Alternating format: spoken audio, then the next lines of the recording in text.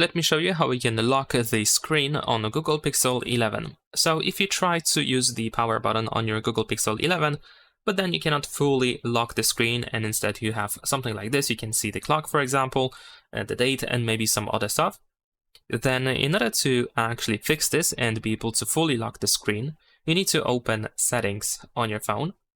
Over here in Settings, we want to proceed to Display and Touch, and you want to turn off Always on Display. So now, of course, we can use the power button. We can just press it in order to lock the screen and lock the phone. Now, besides that, the screen can be locked automatically due to the screen timeout.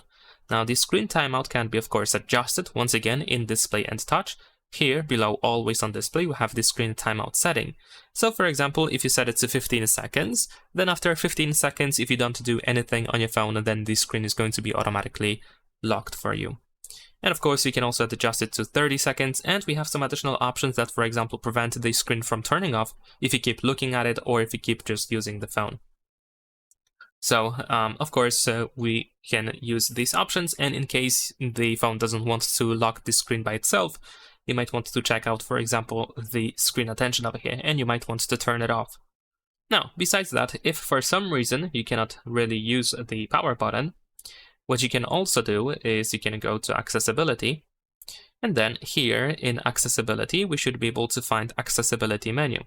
You can turn on the Accessibility menu shortcut, and then we can use the shortcut over here, and then you can find the lock screen button. So you can tap over here to easily lock the phone. That's pretty much it. Leave a like and subscribe.